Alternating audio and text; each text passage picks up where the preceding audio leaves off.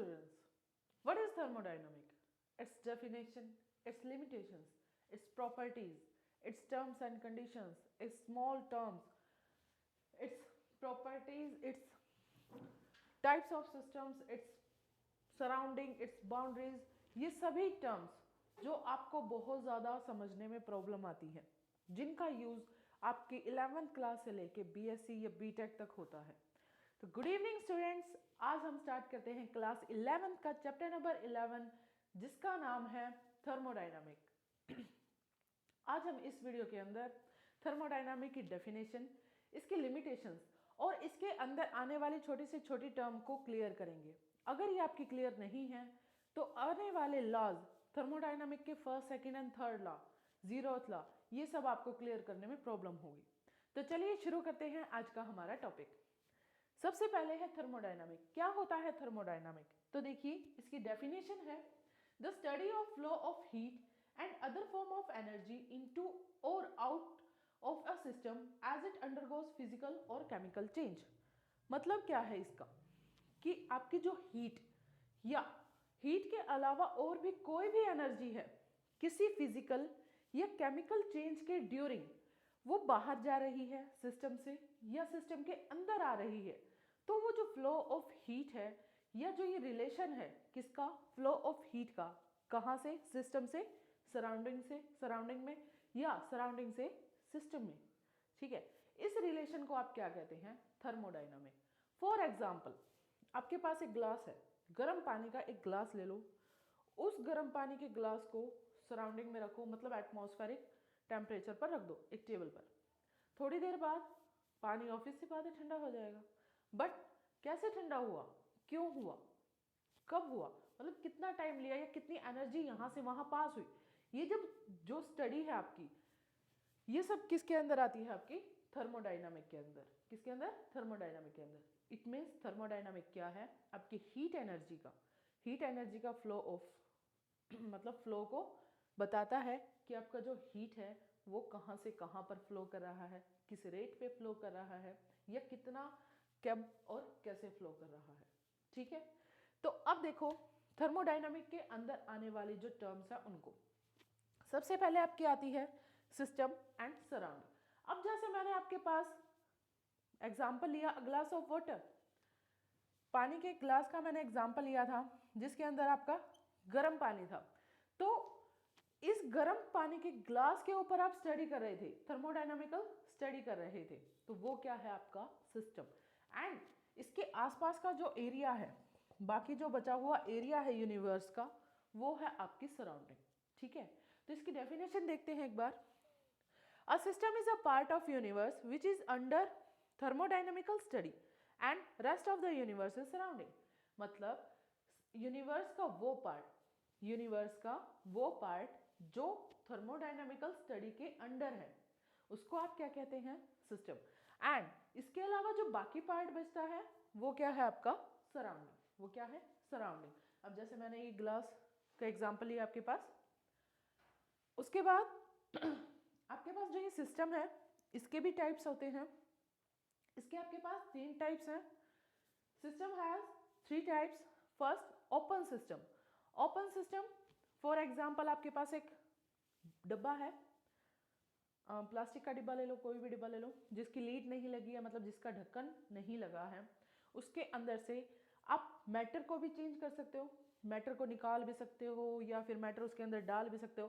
For example चीनी का डिब्बा ले लो, ठीक है, चीनी का डिब्बा है, उस चीनी को आप निकाल भी सकते हो, चीनी को उसमें डाल भी सकते हो। या टेम्परेचर, हीट एनर्जी उसके अंदर जा भी सकती है, हीट एनर्जी उसके अंदर आ भी सकती है। क्लियर?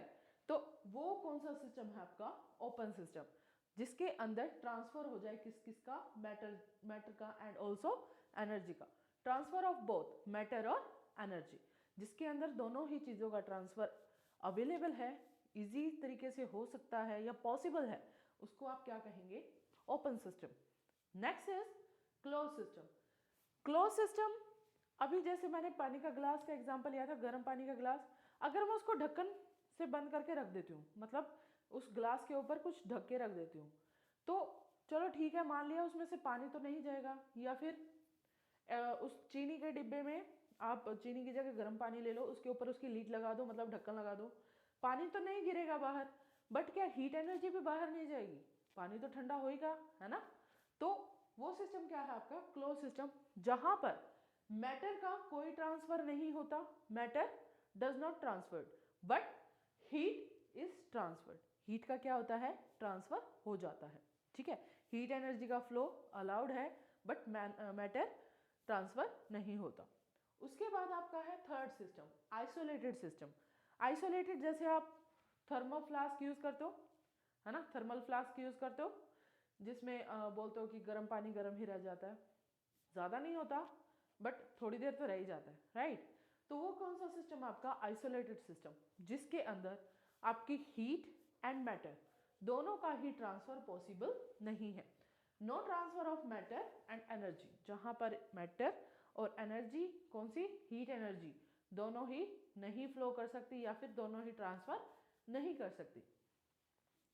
ये थे आपके टाइप्स ऑफ सिस्टम।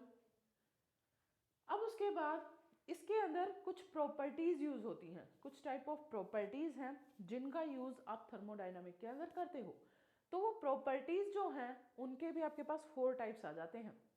तो उन प्रॉपर्टीज के टाइप्स देखो, प्रॉपर्टीज जैसे मैं आपको बता दूं, volume, temperature, pressure, density, Gibbs free energy, ये कुछ ऐसी प्रॉपर्टीज हैं जिनका यूज आप थर्मोडायनामिक के अंदर करते हो, बट उनके भी अलग अलग टाइप्स होते हैं, ठीक है। तो देखते हैं कौन कौन से टाइप हैं। सबसे पहला है मैक्रोस्कोपिक प्रॉपर्टी। मैक्रोस्कोपिक प्रॉपर्टी मतलब एक बड़े से सिस्टम के लिए प्रॉपर्टी, एक बड़े से सिस्टम लेवल पर प्रॉपर्टी। जैसे वॉल्यूम है, वॉल्यूम आप मेजर भी कर सकते हो, राइट। आपको दिखेगा भी पानी का लेवल कितना जा रहा है पानी के अंदर, ग्लास में पानी कितना है, आधा है ग्लास, पूरा है ग्लास, या फिर बिल्कुल भी नहीं है, या फिर मतलब उसकी वॉल्यूम आप चेक कर सकते हो, ठीक है। टेम्परेचर, टेम्परेचर इजीली मेजर कर सकते हो, एक लास्ट लेवल पर आता है टेम्परेचर, ठीक है। ये डेंसिटी है, डेंसिटी भी एक मैक्रोस्कोपिक प्रॉपर्टी है जिसको इजीली या बड़े लेवल पर मेजर किया जा सकता है। फॉर एग्जाम्पल जैसे आप अपने इकोनॉमिकल कंडीशंस को पता करना चाहते हो, भाई आपकी देश की इकोनॉमिकल कंडीशन क्या है, तो आप पूरे देश की देखोगे, एक आदमी की सैलरी तो देखोगे नहीं, भाई देश में से किसी एक आदमी को सेलेक्ट कर लिया, उसकी सैलरी देख ली, ऐसा तो हो नहीं सकता। तो मैक्रोस्कोपिक में आप क्या देखोगे, पर स्टेट कितनी इनकम आ रही है आपकी, या फिर पर ईयर कितनी इनकम आ रही है आपकी पूरी कंट्री की, ठीक है। और माइक्रोस्कोपिक इससे ऑपोजिट हो जाता है। मैक्रो पे क्या होता है, बड़े लेवल पे काम होता है, माइक्रो पे छोटे लेवल पे। जैसे हमारी फैमिली का इनकम सोर्स कितना है, हमारी फैमिली का इकोनॉमिकल कंडीशन कैसा है, ठीक है, उसमें हम पर ह्यूमन देखेंगे, या फिर हर एक बंदे के अकॉर्डिंग उसकी इनकम देखेंगे, उसकी मेजर करेंगे, ठीक है। तो ये था एग्जांपल मैक्रोस्कोपिक और माइक्रोस्कोपिक का। इसके अंदर माइक्रोस्कोपिक के अंदर जैसे number of moles, number of molecules या मॉलिक्यूलर स्टडी जो आती है वो सारी माइक्रोस्कोपिक प्रॉपर्टी के अंदर आ जाती है, ठीक है। उसके बाद है आपकी इंटेंसिव प्रॉपर्टीज। इंटेंसिव प्रॉपर्टी जो प्रॉपर्टीज आपकी क्वांटिटी पर बेस्ड है, क्वांटिटी पर based. For example density, density है ना, वॉल्यूम, ये सब किस पर बेस्ड है, क्वांटिटी पर बेस्ड है। नहीं सॉरी सॉरी, इंटेंसिव प्रॉपर्टीज जो आपकी क्वांटिटी पर बेस्ड नहीं है, एंड एक्सटेंसिव जो आपकी क्वांटिटी पर बेस्ड है। क्लियर, एक्सटेंसिव जो आपकी क्वांटिटी पर बेस्ड है, जैसे नंबर ऑफ मॉलिक्यूल्स, ये क्वांटिटी पर बेस्ड है, ठीक है। इंटेंसिव जैसे टेम्परेचर, ये क्वांटिटी पर बेस्ड नहीं है। अब आप एक मटका पानी ले लो या एक जग पानी ले लो, दोनों का टेम्परेचर तो सेम ही रहेगा, क्वांटिटी तो उसमें आती ही नहीं है। एक्सटेंसिव जो उसकी क्वांटिटी पर बेस्ड करते हैं, जिनके अंदर उसकी क्वांटिटी मायने रखती है, ठीक है। तो ये थी आपकी कुछ टाइप ऑफ प्रॉपर्टीज जिनके बारे में आपको बेसिक नॉलेज होना जरूरी था। उसके बाद है कुछ इक्विलिब्रियम स्टेट्स ऑफ थर्मोडायनामिक। उससे पहले हम करेंगे कुछ लिमिटेशंस ऑफ थर्मोडायनामिक्स। लिमिटेशंस क्या क्या हैं थर्मोडायनामिक्स की। सबसे पहली बात कि थर्मोडायनामिक्स सिर्फ मैक्रोस्कोपिक प्रॉपर्टीज के लिए ही अवेलेबल है, मतलब सिर्फ मैक्रोस्कोपिक लेवल पर ही आप इसको स्टडी कर सकते हैं, माइक्रोस्कोपिक लेवल पर ये अवेलेबल नहीं है। सेकेंड लिमिटेशंस कि ये टाइमिंग को नहीं लेता, मतलब इसके अंदर कितना टाइम लगता है, कितनी इसकी ड्यूरेशन है, कितने, जैसे केमिकल रिएक्शन का ही एग्जांपल लेते हैं। केमिकल रिएक्शन के अंदर भी आपका थर्मोडाइनमिकल स्टेट पढ़ सकते हो, आप थर्मोडाइनमिक को स्टडी कर सकते हैं। बट थर्मोडाइनमिक क्या करेगा, उसकी हीट एनर्जी को बता देगा, उसके बारे में बहुत चीज़ें बता देगा, बट उसके टाइम को नहीं बताएगा कि वो केमिकल रिएक्शन आपका टाइम कितना लेता है। ठीक है, तो एक ये टाइम की लिमिटेशन है इसके अंदर, ये टाइम को नहीं बता सकता, टाइम के बारे में ये डिफाइन नहीं कर सकता। तो चलिए उसके बाद हम करते हैं इक्विलिब्रियम स्टेट ऑफ थर्मोडायनामिक। मतलब थर्मोडायनामिक के अंदर दो टाइप की स्टेट्स होती हैं, फर्स्ट है equilibrium, second non equilibrium. Equilibrium में क्या होगा, a system in which the state variable have constant values through out the system.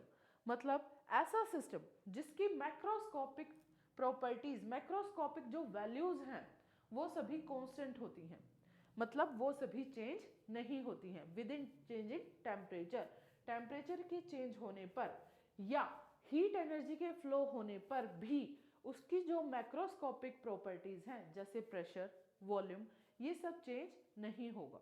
ठीक है, इस प्रॉपर्टी को आप क्या कहोगे, इस स्टेट को आप क्या बोलोगे, इक्विलिब्रियम स्टेट ऑफ थर्मोडायनामिक।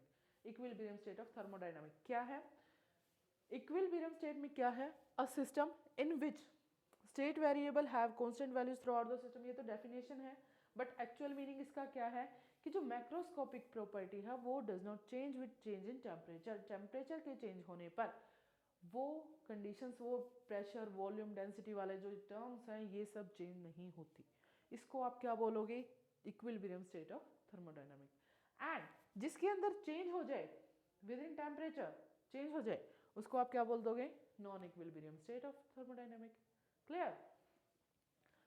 तो अब उसके बाद कुछ थर्मोडायनामिक की प्रोसेसेस होती हैं जिनके अंदर अलग अलग कॉन्स्टेंट्स होते हैं, उन कॉन्स्टेंट के बेसिस पे इन प्रोसेसेस के नाम होते हैं। First is isothermal process. Isothermal process, देखो जहां पर थर्मल वर्ड यूज हो जाए वहां पर टेम्परेचर की बात आती है। ठीक है, जहां थर्मल वर्ड यूज हो जाए वहां टेम्परेचर की बात आती है, तो इसका मतलब है isothermal, where temperature will be constant. जहां पर जिस सिस्टम में, जिस प्रोसेस में टेम्परेचर कांस्टेंट होगा उसमें क्या होगा, आपका आइसोथर्मल केस होगा या आइसोथर्मल प्रोसेस आप उसको बोलोगे। क्लियर। अब उसके बाद देखो, उसके बाद नेक्स्ट है आपका एडियाबैटिक प्रोसेस। एडियाबैटिक प्रोसेस में इसमें तो क्या था, आपका जो टेम्परेचर था वो कांस्टेंट है। ठीक है, एडियाबैटिक प्रोसेस में नो फ्लो ऑफ हीट, मतलब हीट एनर्जी का कोई फ्लो नहीं होता, हीट एनर्जी का कोई फ्लो नहीं होता। तो इस केस में भी यहाँ पर भी टेम्परेचर कांस्टेंट हो जाता है। एडियाबैटिक की डेफिनेशन ही यही होती है, where no flow of heat into and out of the system, जहां पर सिस्टम से बाहर या सिस्टम के अंदर कोई भी हीट एनर्जी का फ्लो ना हो, उसको आप क्या बोलोगे, adiabatic process. Next isobaric. Isobaric process where pressure is constant, where pressure is constant. ऐसी प्रोसेस जहां पर आपका जो प्रेशर है वो कांस्टेंट होगा, मतलब ऐसी टर्म्स, ऐसी सिस्टम जहां पर आप प्रेशर को क्या लेते हो, कांस्टेंट लेते हो। कांस्टेंट का मतलब जो चेंज नहीं होता, जो चेंज नहीं होता। नेक्स्ट है आइसोकोरिक। आइसोकोरिक में आपका आता है volume, volume is constant, volume क्या है आपकी, कांस्टेंट। आइसोकोरिक प्रोसेस क्या है, जिसके अंदर वॉल्यूम कांस्टेंट होती है।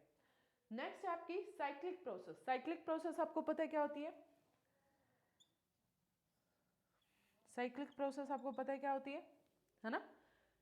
When a system in a given state goes through a number of different process and finally return it to its initial state, मतलब जब कोई सिस्टम बहुत सारी प्रोसेसेस से निकलकर भी अपने इनिशियल स्टेट पर वापस आ जाए, उसको आप क्या बोलोगे, cyclic process. For example water and ice का एग्जाम्पल लेते हो आप, ठीक है।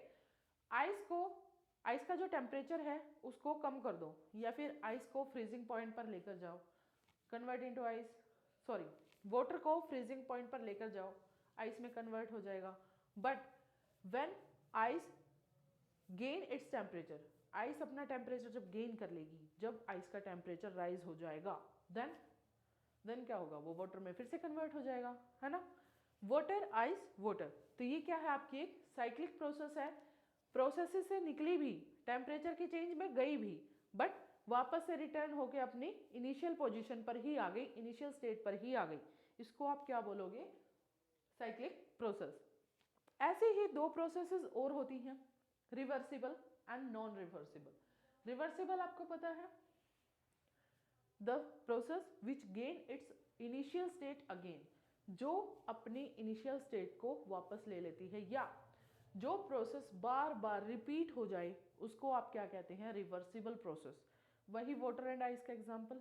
बट इरिवर्सिबल प्रोसेस क्या होगा, जो प्रोसेस एक बार होने के बाद दोबारा रिवर्स नहीं हो सकती, उसको आप क्या कहोगे, इरिवर्सिबल प्रोसेस। फॉर एग्जाम्पल, जैसे कोई खाना आप पकाते हो, ठीक है। फॉर एग्जाम्पल आप डेली लाइफ से एग्जाम्पल लेते हैं, खाना पक जाता है, खाना पकने के बाद क्या आप उसे दोबारा कच्चे फॉर्म में लेकर आ सकते हो, नहीं, ठीक है। आटा है, आटा गूंथने के बाद उसे दोबारा से ड्राई कर सकते हैं, नहीं। या रोटी, आटे से रोटी बनती है, रोटी को वापस से आटे में कन्वर्ट कर सकते हैं, नहीं।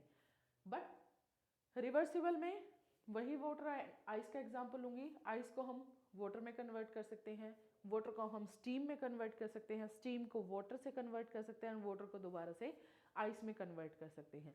तो ये प्रोसेस क्या है, आपकी रिवर्सिबल प्रोसेस। तो चलिए करते हैं अब हम रिवर्सिबल और इरिवर्सिबल का एक छोटा सा डिफरेंस। तो अब है हमारे पास रिवर्सिबल एंड इरिवर्सिबल का डिफरेंस। देन देखिए, reversible process it takes place in infinite number, मतलब ये एक से अधिक बार या इनफाइनाइट टाइम्स रिवर्स हो सकता है, ये रिएक्शन बार बार बार बार हो सकती है। Irreversible process it take place in finite number, मतलब फाइनाइट टाइम, ये सिर्फ एक गिने चुने ही टाइम पर हो सकती है, एक नंबर होता है उसका, फिक्स नंबर होती है जब ये अपने आप को रिपीट कर सकती है, या जब तक ये हो सकती है, ठीक है। सेकेंड, इट इज इमेजिनरी, ये नियर अबाउट इमेजिनरी प्रोसेसेस होती हैं, बट इरिवर्सिबल आपकी एक्चुअल एंड रियल प्रोसेस होती हैं। It is in equilibrium state at all stages of operations, पूरी प्रोसेसेस के ड्यूरिंग आप जितने भी ऑपरेशन करते हैं, ये हर जगह थर्मल इक्विलिब्रियम में होती है, थर्मोडायनेमिकल इक्विलिब्रियम में होती है। बट इरिवर्सिबल प्रोसेस सिर्फ इनिशियल एंड फाइनल स्टेज पर ही थर्मोडायनेमिकल इक्विलिब्रियम में होती है। All changes are reversed, reversible processes में जितने भी चेंजेस होते हैं वो सब रिवर्स हो जाते हैं। बट इसके अंदर all changes do not return to its initial state by themselves, जितने भी यहाँ चेंज होते हैं वो अपने आप से उसकी खुद की इनिशियल स्टेट पर नहीं जा पाते। Reversible process it is extremely slow, ये बहुत ज़्यादा स्लो होती है, स्लो प्रोसेस होती है। It proceed at measurable speed, but जो रिवर्सिबल प्रोसेसेस होती हैं आप उसको एक मेजरेबल स्पीड पर कर सकते हैं। Sixth and last, work done is in reversible process is greater than irreversible process, मतलब रिवर्सिबल प्रोसेस का जो वर्क डन है वो इरिवर्सिबल प्रोसेस से ज़्यादा होता है। क्लियर? ये थे आपके रिवर्सिबल एंड इरिवर्सिबल प्रोसेसेस के डिफरेंस, उनकी डेफिनेशंस के साथ। तो आज के लिए बस इतना ही। कल से हम करेंगे थर्मोडायनामिक के लॉज और उनके अंदर आने वाले छोटे छोटे डेरिवेशंस। थैंक यू एंड नमस्ते। अगर आपको हमारी वीडियो अच्छी लगी है तो ज़्यादा से ज़्यादा शेयर कीजिए, सब्सक्राइब कीजिए एंड लाइक कीजिए।